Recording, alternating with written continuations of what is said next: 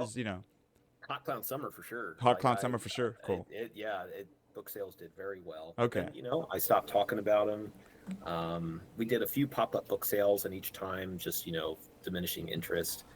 People know that books exist. Like if Yeah. you started following me because of books, you know they exist and you maybe already bought them. Yeah. Like, Yeah. so that audience is, I think, tapped out, and I'm tired of talking about them. Yeah.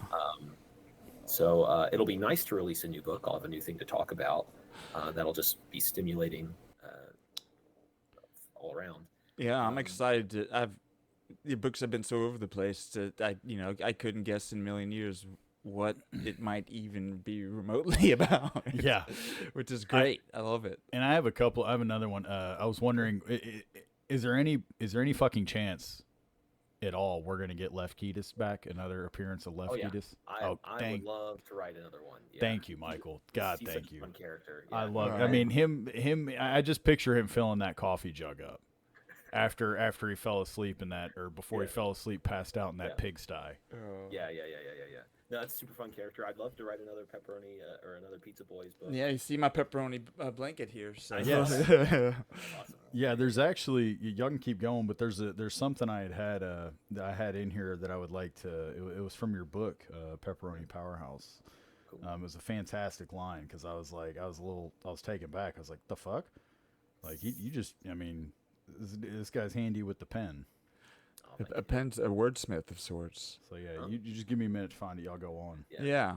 Don't mind Yeah. I me. mean, But so you go. Yeah. Sure. I feel like Buki Messiah, that one, that's an ending. I don't think that one needs to be revisited.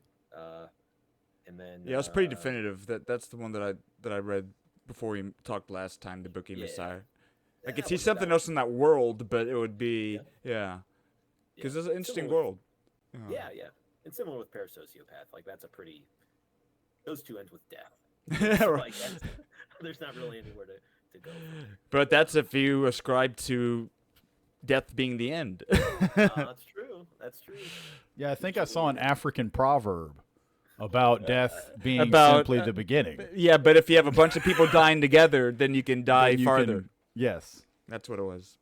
Yeah, like a book about Julian from Parasociopath, just getting tortured. So you are making me think a little bit about that. So in like your first episode, and I think it's genius and so funny that the skit about that funeral, that like plastic surgery for death or whatever, just people die, and then the nude package, and then the cremation service. That because it's.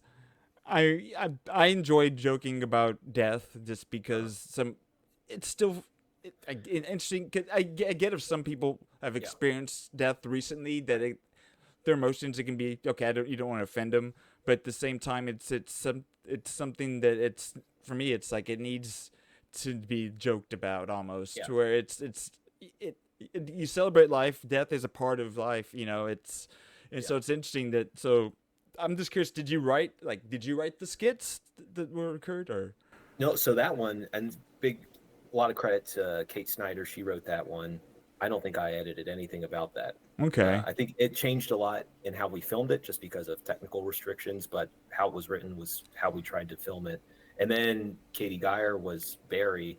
Those two things combined, like how Kate wrote it and how Katie delivered it, it's even though it was about death and it was pretty morbid, it didn't feel like a downer. It didn't. It was presented in a very like fun, kind of silly, positive way. Definitely.